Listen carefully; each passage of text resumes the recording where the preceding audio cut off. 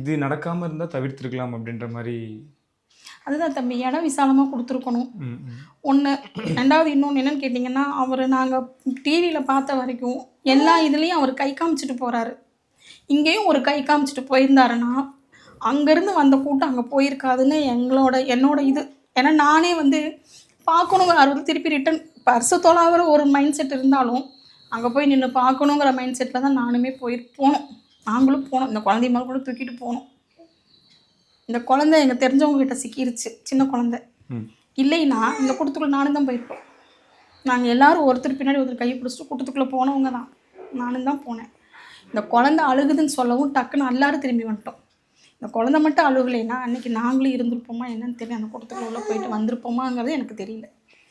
ஏன்னா, உங்களுக்கு இந்த பக்கம் காம்பவுண்ட் வாலு, அதுக்கப்புறம் பேனரு, டிச்சு, சாதாரண ஒரு ரோடு, ஒரு பஸ்ஸு போகிற ரோடு எவ்வளோ பெருசு இருக்கும். அதில் இவ்வளோ கூட்டங்கிறப்போ, அவர் கை காமிச்சிருந்தா இந்த கூட்டம் அங்கே போயிருக்காது. நம்மளை மாதிரி பார்க்க போனவங்க ஓகே பார்த்துட்டோன்ட்டு கிளம்பி வந்திருப்போம்.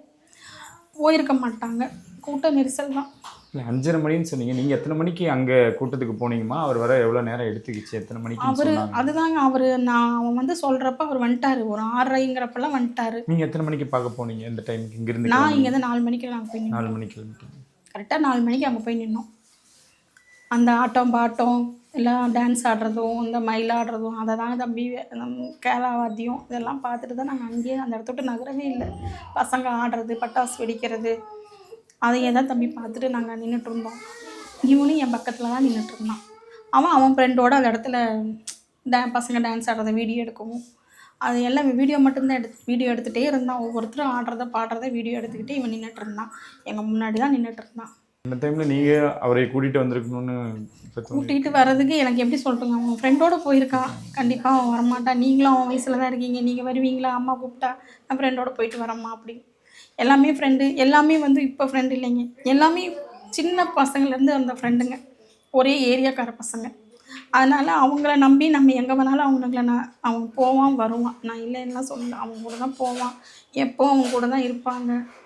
எல்லாமே பண்ணுவானுங்க, போவானுங்க, வருவானுங்க, எல்லாம் செய்வானுங்க.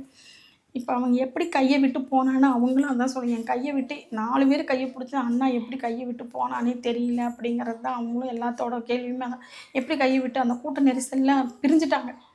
எல்லாருமே மிதி வாங்கியிருக்காங்க. எல்லாருமே மிதித்து அடி வாங்கி எல்லாம் பண்ணி தான் வந்திருக்காங்க. கூட்டத்துலேருந்து தப்பிச்சு வந்துட்டாங்க. இவன் தப்பிச்சு வரல.